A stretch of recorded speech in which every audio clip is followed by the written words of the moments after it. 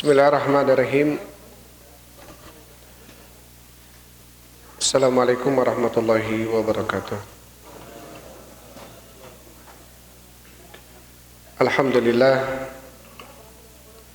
Alhamdulillahilladzi arsala rasulahu bil huda wa dinil haq liyudhhirahu 'alad dini kullihi wa kafa billahi syahida. Wa asyhadu an la ilaha illallah wahdahu la syarika lah iqraran bihi wa tauhida. Wa asyhadu anna Muhammadan abduhu wa rasuluh. Allahumma shalli wa sallim ala nabiyyina Muhammadin wa ala alihi wa ashabihi ajmain, amma ba'd.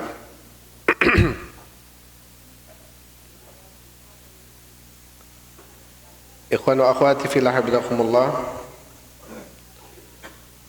Insyaallah kita lanjutkan pembahasan kita dalam kitab Riyadhus Shalihin karya Imam Nawawi rahimahullahu taala.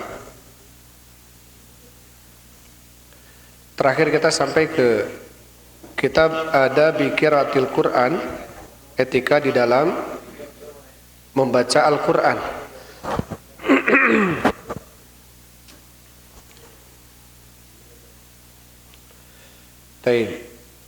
Di dalam adab Qiraatil Quran kita sudah masuk ke bab terakhir, bab keberapa itu?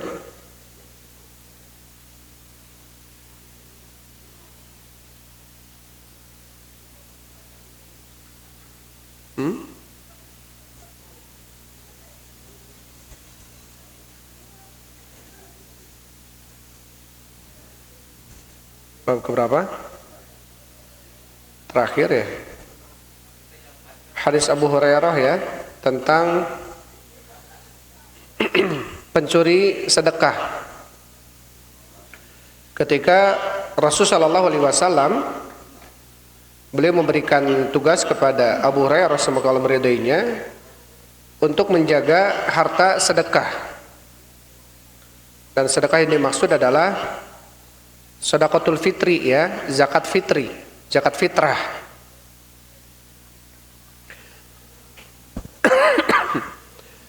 Kemudian di malam hari Abu Hurairah melihat ada seseorang yang masuk dan mengambil makanan itu. Dan kemudian Abu Hurairah menangkapnya dan mengancam akan melaporkan kepada Rasul sallallahu alaihi wasallam. Kemudian orang itu dia memelas di hadapan Abu Hurairah. Dia mempunyai anak-anak, mempunyai istri ya yang belum pada makan, sehingga kemudian Abu Hurairah pun membiarkan pencuri ini pergi. Dilaporkan kepada Rasul sallallahu alaihi wasallam bahwasanya si pencuri ini akan kembali lagi nanti malam. Dan ternyata betul, Abu Hurairah mengintipnya, si pencuri itu datang lagi. Ditangkap lagi, dibiarkan lagi, sampai ketiga kalinya kemudian diancam bahwasanya betul kali ini akan dilaporkan kepada Rasul sallallahu alaihi wasallam. Dan kemudian si pencuri itu dia memelas lagi, meminta dimaafkan dan akan memberikan ilmu kepada siapa? Kepada Abu Hurairah. Ilmu tentang barang siapa yang dia tidur, atau ketika seseorang dia mau tidur kemudian dia membaca ayat kursi ya, maka Allah Subhanahu wa taala akan menjaga dia. Allah Subhanahu wa taala akan menjaga orang yang ketika tidur dia membaca ayat kursi. Maka di besok harinya kemudian Abu Hurairah melaporkan itu kepada Rasul sallallahu alaihi wasallam. Apa kata Rasul sallallahu alaihi wasallam? Shadaqaka wa huwa kadzub. Ya, shadaqaka wa huwa kadzub. Apa yang diucapkan kepadamu benar dia. Artinya barang siapa yang ketika dia mau tidur kemudian membaca surat ayat kursi atau ayat kursi ya, maka orang tersebut akan dijaga oleh Allah dan tidak akan didekati oleh syaitan. Ketika hal ini disampaikan kepada Rasulullah oleh Abu Hurairah, maka Rasul mengatakan shadaqaka wa huwa kadzub. Dia benar. Artinya ucapan yang disampaikan kepadamu itu betul. Tetapi dia ini kadzub. Kadzub ini pendusta. Ta'lamu man tukhatibu mundu thalathati ya Abu Hurairah. tahukah kamu siapa yang berbicara denganmu sejak 3 hari ini? Kemudian Abu Hurairah mengatakan, la ya Rasul, aku tidak tahu siapa dia. Dzaka syaitan. Kemudian Rasul mengatakan itu adalah syaitan.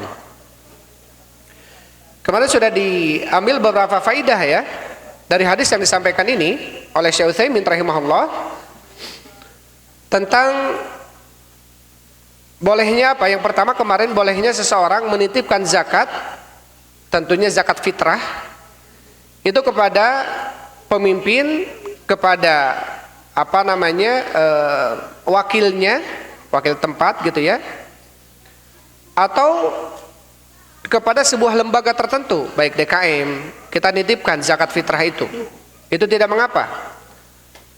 Ini menunjukkan bagaimana zakat fitrah dikumpulkan di Rasulullah kemudian dibagikan.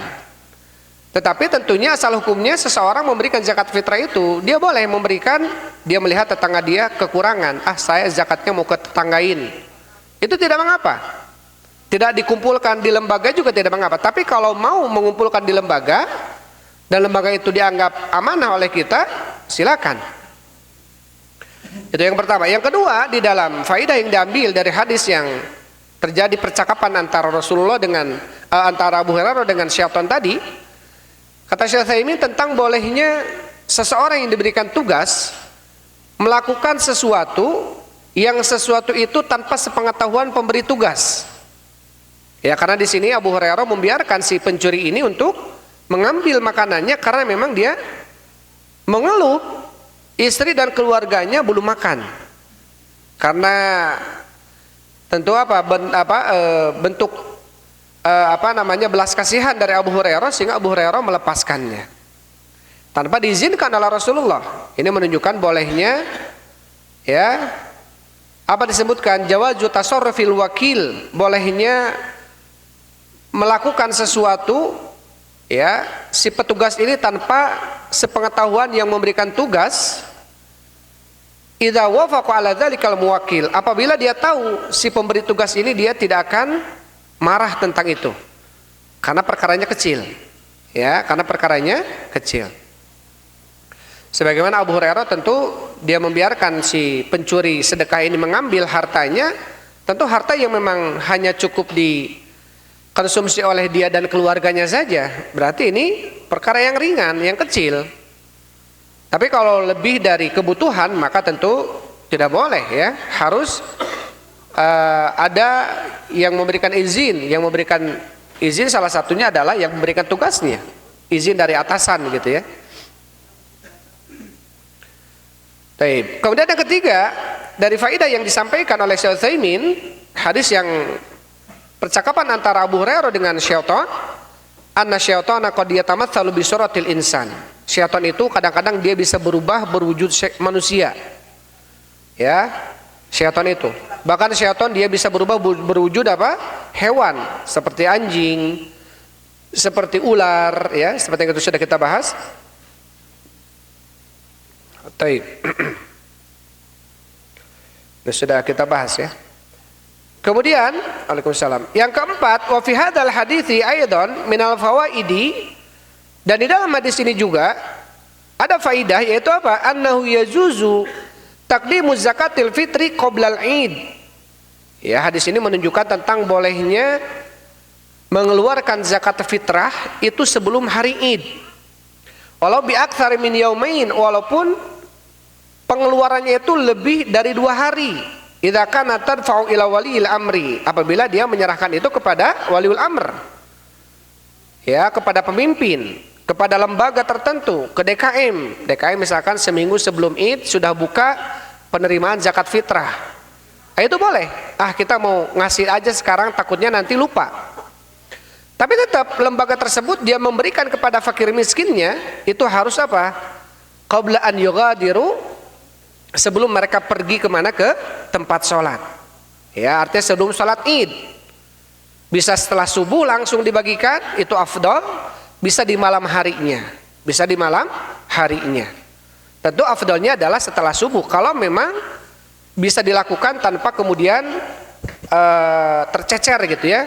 Kalau yang dikasihnya banyak, petugasnya sedikit, khawatir justru malah kelewat waktu Id, ya. Sedangkan ketika diberikan setelah Id, zakat fitrah itu apa? Dia hanya menjadi sedekah biasa.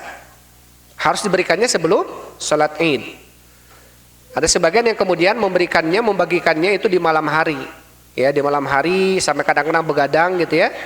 Khawatir kalau di pagi hari setelah subuh, ya, distribusinya, penyebarannya tidak maksimal, ya, tidak maksimal. Maka tentu hal ini boleh dilakukan. Kalau kemudian petugasnya banyak dan mungkin mendistribusikannya setelah subuh, maka itu lebih afdal. Kemudian wa min fawaidil hadits annahu ayatun min ayatir Rasul sallallahu alaihi wasallam wa huwa alimahu bima jara ma'annahu lam yattali. Ya, ini termasuk faedah dari hadis ini adalah termasuk ayat tanda-tanda kekuasaan atau tanda-tanda kerasulan Nabi Muhammad sallallahu alaihi wasallam. Yaitu apa? Rasulullah mengetahui tentang apa yang terjadi antara Abu Hurairah dengan syaitan. Tentu ini atas wahyu datang kepada Rasul sallallahu alaihi wasallam. Bukan karena Rasulullah mengetahui ilmu gaib apa yang terjadi, enggak, tapi ini atas wahyu yang disampaikan oleh Allah melalui malaikat Jibril. Karena Rasul tidak tahu tentang ilmu gaib. Apa yang terjadi di sana, Rasul tidak tahu. Ya, Rasul tidak mengetahuinya. Maka Rasul mengatakan, yang Allah berikan dalam Al-Quran, walau kuntu a'lamul ghaiba lastaktartu minal khairi wa ma masaniyasu. Kalau seandainya aku mengetahui ilmu gaib, maka saya akan memperbanyak, ya, amalan-amalan kebaikan dan akan menghindar dari kejelekan-kejelekan. Kalau Rasulullah mengetahui apa yang akan terjadi. Tapi buktinya Rasulullah ketika perang Uhud giginya patah. Ketika di Bukit Taib pipinya berdarah dilempar batu. Kalau Rasul tahu tentang apa yang akan terjadi, mungkin Rasul akan menghindar. Ya, mungkin Rasul tidak akan kena gitu ya. Tapi qadar Allah karena memang nggak tahu apa yang akan terjadi. Kemudian yang keenam, wa min fawaidihi annahu yanbaghi lil insani kullama jaa ila firashihi lin naumi. Dan termasuk faedah dari hadis ini adalah sepantasnya bagi seseorang setiap kali dia mendatangi firasnya, tempat tidurnya untuk tidur, filaili di malam hari, an yaqra'a ayatal kursi min awaliha ila akhiriha. Hendaklah dia membaca ayat kursi dari awalnya sampai akhirnya. Ini keutamaan karena Allah akan menjaga dia sampai subuh, ya. Dan syaitan tidak akan bisa mendekatinya. Syaitan tidak akan bisa mendekatinya. Baik. Kemudian yang ketujuh, wa min fawaidihi, termasuk faidah yang disampaikan dalam hadis ini adalah qabulil haqqi walau ja'a min ayyi insanin, menerima kebenaran walaupun kebenaran itu datang dari siapapun manusianya. Hatta walau kana syaitana au musyrikan, sampai pun yang memberikan kebenaran itu adalah syaitan, bahkan orang musyrik, kalau yang disampaikannya benar, maka itu benar. Ketika syaitan membawakan cuplikan ayat yang jelas-jelas ayat Al-Quran dari Allah, ya itu kebenaran. Nggak boleh kemudian kita tolak karena yang menyampaikannya syaitan. Nggak boleh kita tolak karena yang menyampaikannya orang kafir. Kalau memang kebenaran, ya diterima gitu ya. Sampai di sini kata Rasulullah, sadakoka, apa yang disampaikan kepadamu itu benar. Ya, tentang apa? Tentang keutamaan ayat kursi. Wa huwa kadzub. Tapi si syaitan ini adalah pendusta. Bukan berarti yang dibawakannya benar kemudian yang membawanya jadi benar, tidak. Ya, tetap dia syaitan.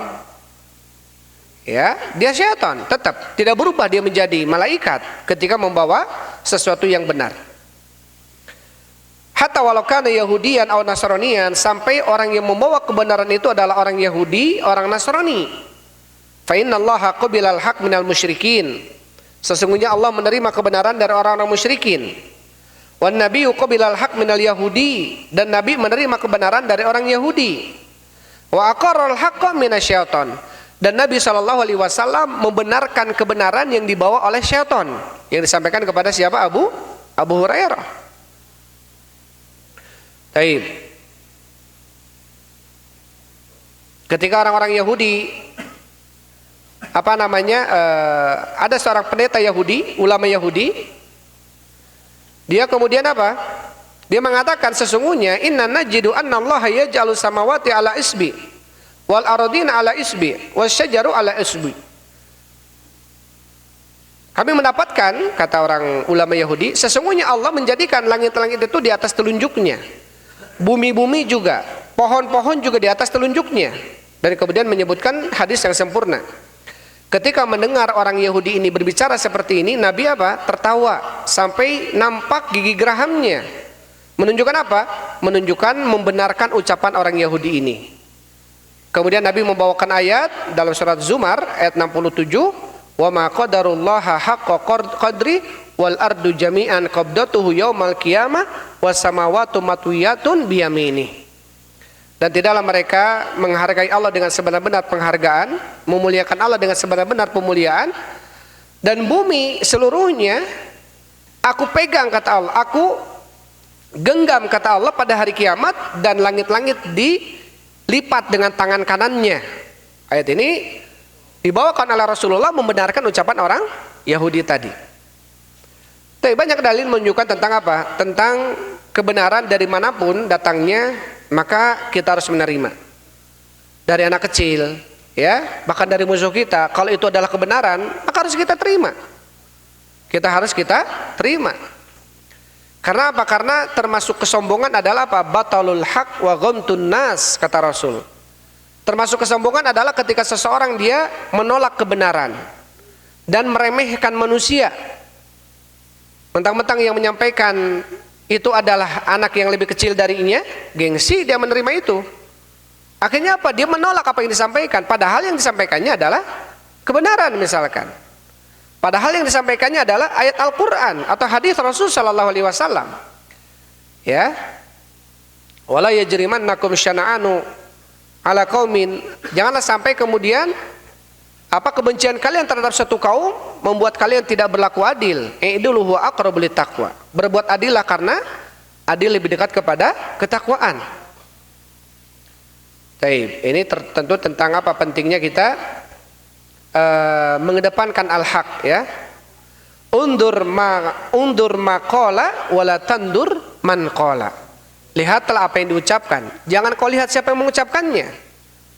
Jangan lihat siapa yang mengucapkannya. Kadang-kadang kalau kita lihat siapa yang mengucapkannya, ketika ucapan itu benar dan datang dari musuh kita, kadang-kadang kita nggak mau nerima.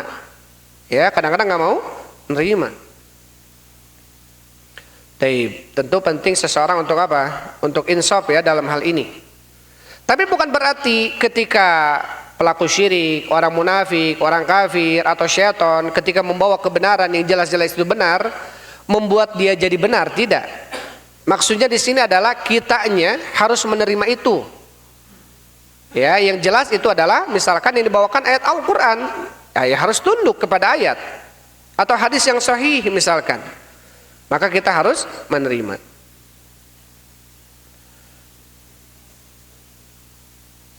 Baik.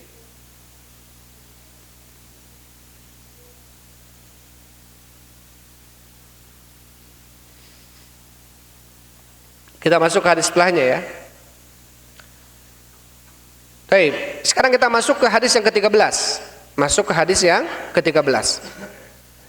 Wa an Abi Darda radhiyallahu anhu, dari sahabat Abu Darda, semoga Allah meridhoinya, anna Rasulullah sallallahu alaihi wasallam qala, bahwasanya Rasul sallallahu alaihi wasallam bersabda, man hafidha asyra ayatin, barang siapa yang menghafal 10 ayat min awwali suratil kahfi, dari awal surat Al-Kahfi, usima minad dajjal, maka dia akan terlindung daripada dajjal.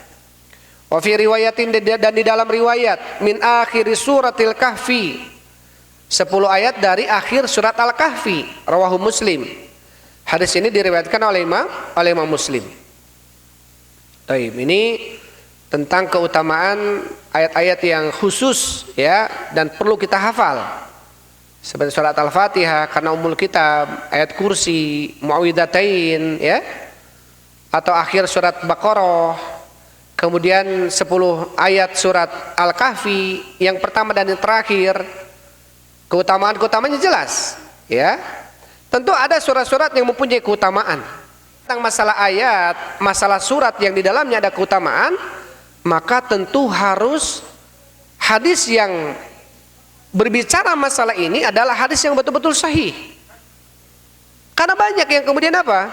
Banyak yang kemudian mengamalkan sebuah amalan tentang memperbanyak bacaan ini, bacaan itu, untuk ini, untuk itu, gitu ya. Keutamaannya adalah dilancarkan usaha lah, kemudian dibuat dia bahagia dan lain sebagainya. Yang ternyata kadang-kadang apa?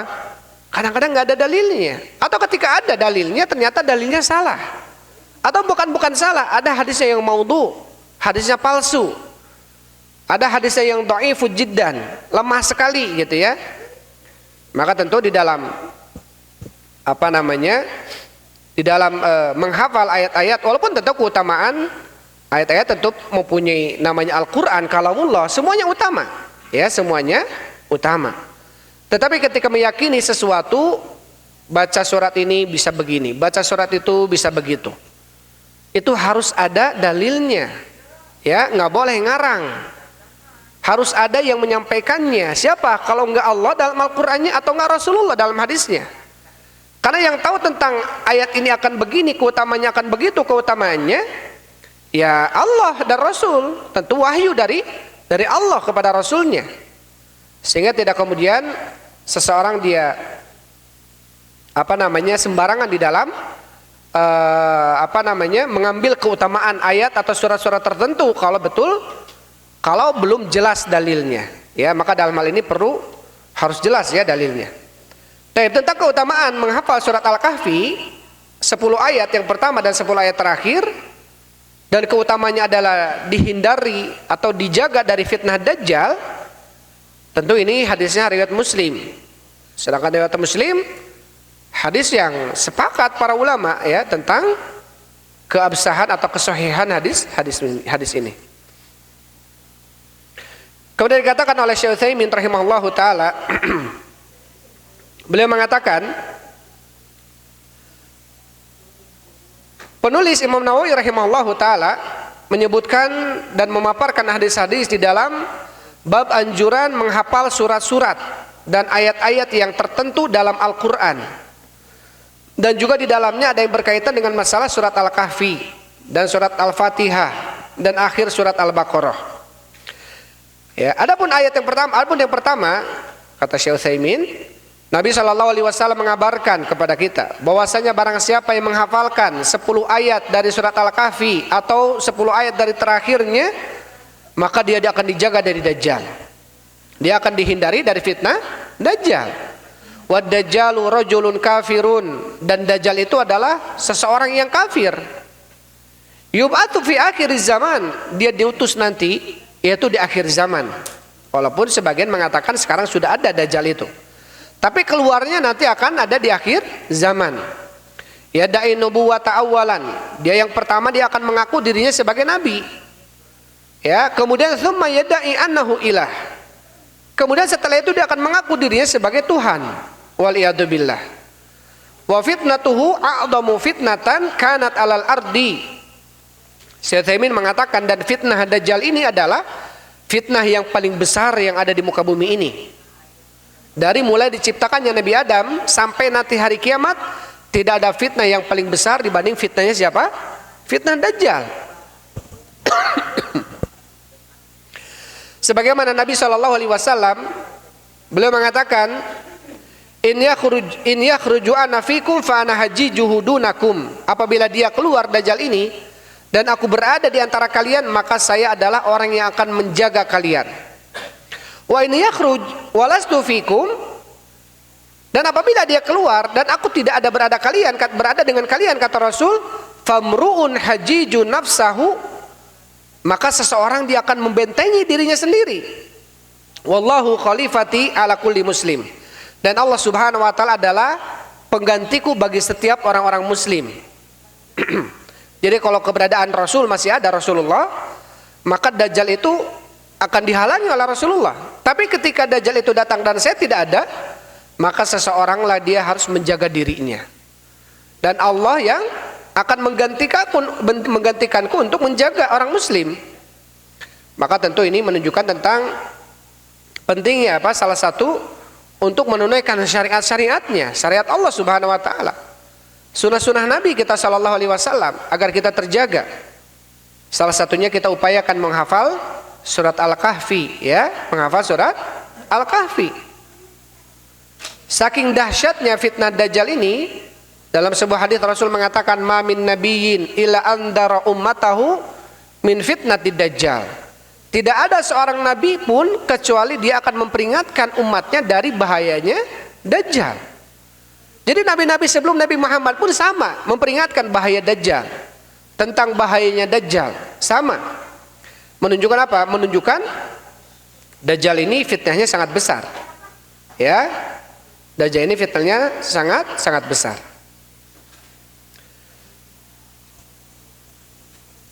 Taib. Wa illa fa minal ma'lum annahu la ya'ti fi illa fi akhir zaman. Walaupun para nabi tersebut mengabarkan, jadi nabi-nabi sebelum Nabi Muhammad pun apa? Mengabarkan tentang bahayanya Dajjal. Walaupun para nabi tahu bahwasanya pada Dajjal ini akan munculnya nanti pada akhir zaman. Kenapa diwanti-wanti sebelumnya? Karena tentang bahayanya sangat besar. Ya, tentang bahayanya sangat besar. Bahkan apa kata Syekh Utsaimin, la yanju minha illa man anjahu Allahu azza wa jal. Tidak akan selamat seseorang darinya kecuali orang yang Allah selamatkan. Hadad Dajjal yaj'alullahu ala yadayhi ayatin khawarikin wa fitnatil linnas. Dajjal ini Allah jadikan di atas tangan Dajjal ini yaitu ayat kekuasaan. Khawarik, bahkan apa? Khawarik ini kejadian-kejadian yang luar biasa di luar kebiasaan manusia biasa. Artinya mempunyai kesaktian yang memang Allah berikan itu sebagai apa? Sebagai fitnah bagi manusia. Minha annahu ya'muru sama'a fatumtir. Salah satunya Dajjal itu bisa memerintah langit untuk turun hujan, maka turun hujan. Bahkan Dajjal ini bisa merintah kepada bumi agar turun tumbuhan, agar muncul tumbuhan, maka akan muncul tumbuhan. Fayati ilal qaumi mumahhilin laisa fi ardihim ra'i. Dajjal akan mendatangi suatu kaum yang di kaum itu kering dan di tanahnya itu tidak ada sesuatu yang bisa membuat gembalaannya makan karena kering. Ya, maka apa kemudian? Fayad'uhum wa yumannihim fayattabi'unahu faya'muru sama'a fatumtir. Maka kemudian Dajjal memerintahkan kepada langit agar turun hujan, maka hujan itu turun. Maka seketika orang-orang itu langsung mengikuti siapa? Dajjal. Na'udzubillah, ya. Saking dahsyat fitnahnya. Saking dahsyat fitnahnya. Bayangkan ketika ada orang yang mampu mengatakan, wahai langit turun hujan. Kalau sekarang ada, mungkin orang-orang udah banyak yang murtad itu. Jangankan yang bisa ngomong langit turun hujan. Ngomong mengaku dirinya bisa ngomong sama semut aja banyak yang percaya. Hah? Apalagi kalau kemudian mengatakan kepada langit turun hujan, bisa turun hujan, itu kemungkinan, naudzubillah, ya, bisa-bisa mungkin manusia banyak murtad. Baik.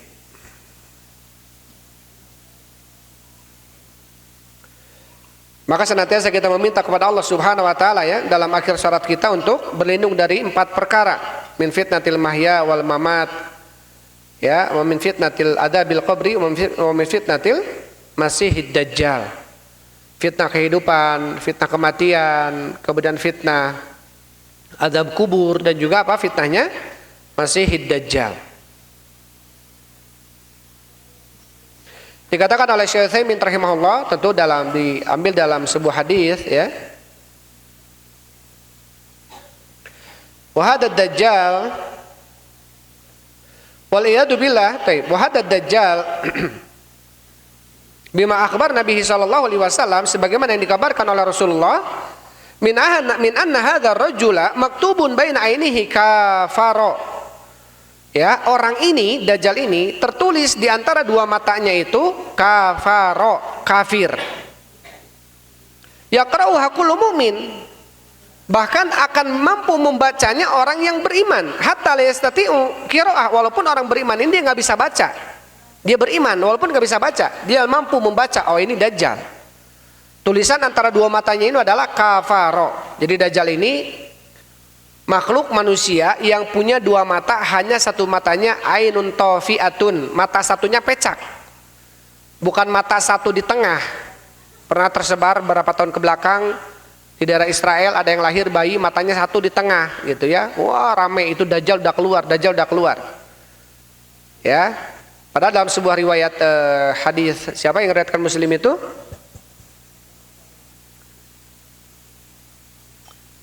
Hadis siapa?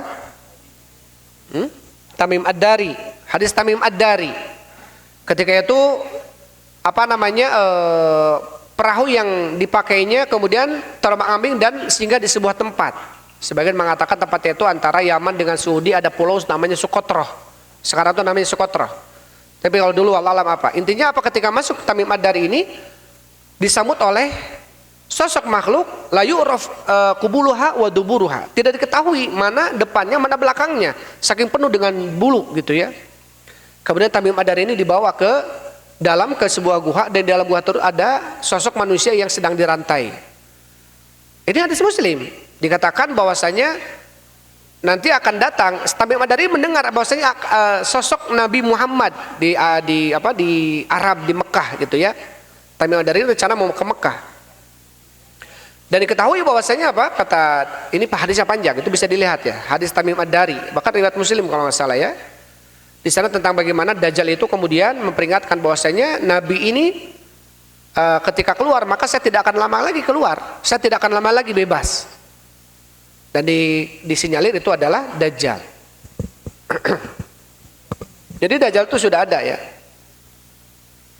Dajjal itu sudah ada. Di dalam hadis yang lain Rasul mengatakan, baini wa baina sa'ah, antaraku dengan hari kiamat, thalathuna dajjaluna kadzabuna yad'una nubuwah.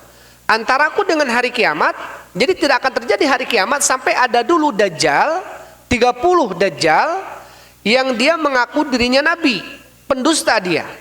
Kalimat Dajjal dalam hadis ini bukan Dajjal yang dimaksud akan datang akhir zaman, bukan. Karena Dajjal ini adalah bahasa lain dari kalimat kadzab, itu Dajjal. Artinya apa? Dajjal itu dajajilah, pendusta.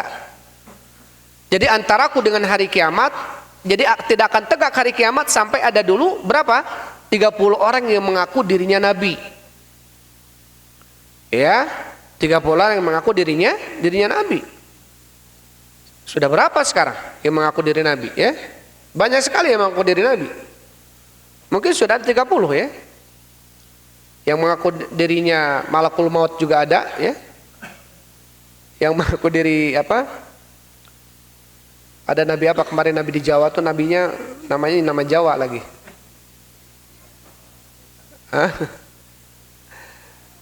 Taib. Jadi Dajjal ini adalah fitnah yang azim, fitnah yang besar. Ya, tentu salah satu yang bisa menyelamatkan kita dari fitnah Dajjal ya Allah Subhanahu wa taala.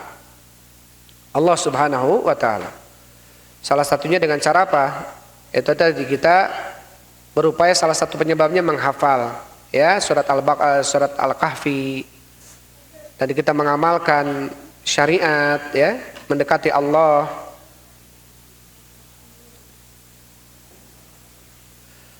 Baik, kemudian dikatakan oleh Syekh Utsaimin rahimahullah, wal iyadu kama annal insana fil qabri idza kana mu'minan ajaba bisawab. Baik. Jadi ini Dajjal ini adalah memang tugasnya adalah Allah berikan kepada Dajjal kemampuan, kekuatan itu sebagai bentuk fitnah, ujian bagi manusia. Ya, sebagai bentuk fitnah, ujian bagi manusia.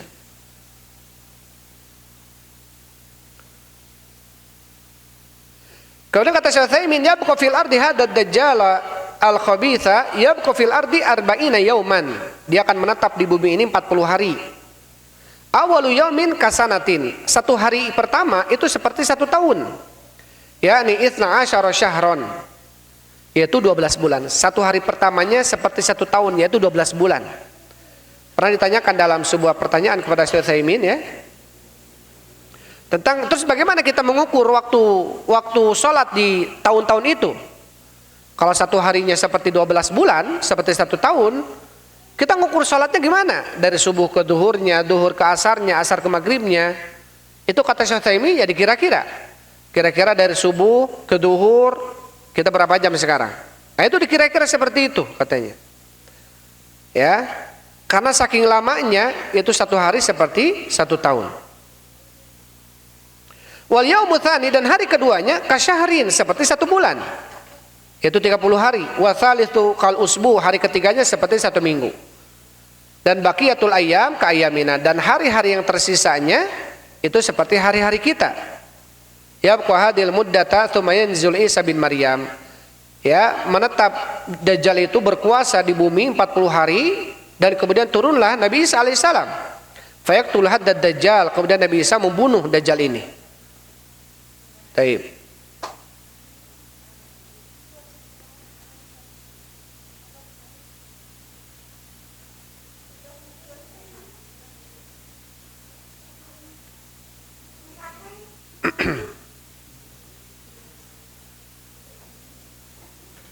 Taib ya. Ini tentang keutamaan apa? Menghafal 10 ayat pertama atau terakhir surat Al-Kahfi. Nah, ini diupayakan. Kita diupayakan apa? Menghafal surat-surat seperti ini, ayat kursi gitu ya. Harus di luar kepala. Atau terakhir surat Al-Baqarah, lillahi ma fis samawati wa ma fil ard. Yang ayat itu ya sampai terakhir. Atau ya Mau'idatain, Al-Fatihah jelas itu ya kita hafal. Karena tentunya banyak sekali keutamaan di dalam ayat-ayat tersebut. Itu satu hadis ya kita bacakan malam ini. Kemudian hari setelahnya insya Allah dan seterusnya kita baca di waktu yang akan datang. Tapi itu saja yang bisa disampaikan. Nah, sudah muadzan wal alam bisawab. Alhamdulillah. Wassalatu wassalamu ala Rasulillah. Subhanakallahumma rabbana wa bihamdik. Assalamualaikum warahmatullahi wabarakatuh.